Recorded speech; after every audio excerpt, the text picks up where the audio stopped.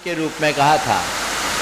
धूप गंध है और गंध को तो जैसे धूप अग्नि में हम खेते उसकी सुगंध फैलती है, इसी तरह हमारे अंदर के जब विकार जलते हैं कर्म रूप, तो हमारे सद्गुणों की सुगंध फूटती है।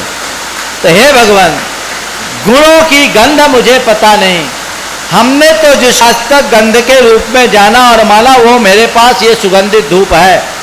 ये सुगंधित धूप मैं आज आपके समक्ष अग्नि में खे रहा हूं, और अग्नि में खेने से जैसे इसकी सुगंध सारे तरफ फैल रही है, भगवान आपके चरणों में आने के बाद मेरे अंदर ऐसी शक्ति है कि मेरे कर्म मेरे विवेक ज्ञान की अग्नि में जले और मेरे सद्ज्ञान का प्रतिगुण और मेरे सद्गुणों की सुगंध सारे लोक में फैले। इसी भाव के साथ भगवान के चरणों में धूप खेया जाता है। रवि जी गायत्री।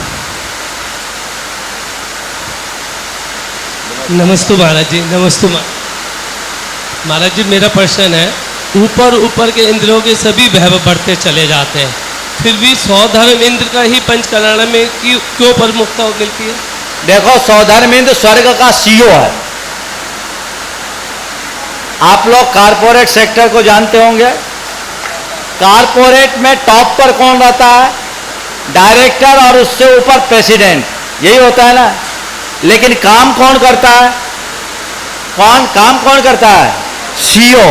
समझ गए? तो एक्टिंग रोल किसका होता है? सीईओ का होता है। तो स्वर्ग में सौधर्म इंद्र को सीईओ के रूप में डिप्यूट कर दिया गया है, इसलिए सारी व्यवस्थाएं उसके हाथों में रहती है। पर यह मत समझना कि ऊपर के इंद्रों का महत्व कम होता है। महत्व तो ऊपर के इंद्रों का ही होता है, क्योंकि सौधर्म इंद्र को भी उन्हें सैल्यूट करना पड़ता है।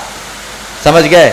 पर यह सौधर्म इंद्र का सौभाग्य है कि वह स्वर्ग का सीईओ बना है। नेक्स्ट। जलगांव सौरभ जैन, महाराष्ट्र। मेरी मेडिकल की शॉप है। डॉक्टर लोग जो गोली लिखते हैं, गर्भपात करने के लिए गोली लिखते हैं, मुझे देना पड़ता है, क्या मुझे उसका दोष लगता है? निश्चित लगता है।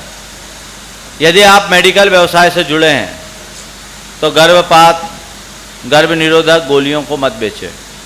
आप इसमें कृतकालिक अनुमोदन से पंचेंद्रीय जीव के एक मनुष्य की हत्या के दोषी है। इसी प्रकार जहर आदि का व्यापार नहीं करना चाहिए। ये क्रूर कर्म के अंतर्गत आता है और ये आत्मा की दुर्गति का कारण है।